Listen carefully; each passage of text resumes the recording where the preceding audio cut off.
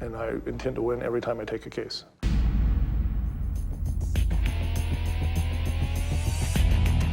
In January of 2008, 2.5 years after the murder of T.J. Hatland, Casey Counts finally faced a jury of his peers. Prosecutors presented their strongest piece of evidence, the statements made to police by D'Angelo Carroll. Casey said that he hopped noodles on his morning drive. After nearly a week of testimony, the state felt they had presented a strong case. Those cards, Mr. Counts, his behavior at the time of arrest, the statements of all three people, other people in that car, we thought at the end of the day that 12 people would understand there's absolutely no way that Kenneth Counts isn't involved. 5 days into the trial, the prosecution rested. The defense's strategy was to raise reasonable doubt by attacking the strongest piece of evidence in the case, the statements given by the co-conspirators. D'Angelo Carroll had given so many conflicting stories.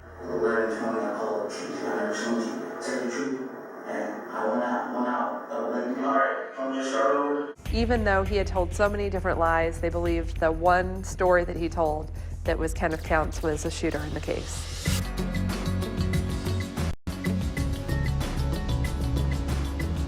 The defense called several members of Casey's family to the stand, who testified Casey never left the house on the night of TJ's murder. Mr. Whipple and my position during the trial was that Kenneth was never in the van. He never got in the van.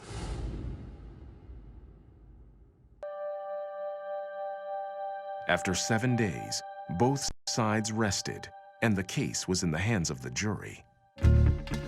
They deliberated all day and returned at 10 in the evening.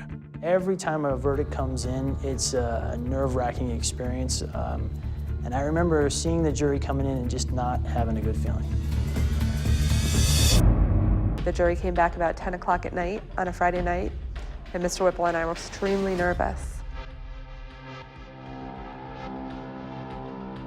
Because if Kenneth Counts was found guilty, that would mean that on Monday, we were starting a penalty phase of a death penalty trial. After deliberating into the night, the jury found Kenneth Counts guilty of conspiracy to commit murder, but he was acquitted on the more serious charge of first-degree murder.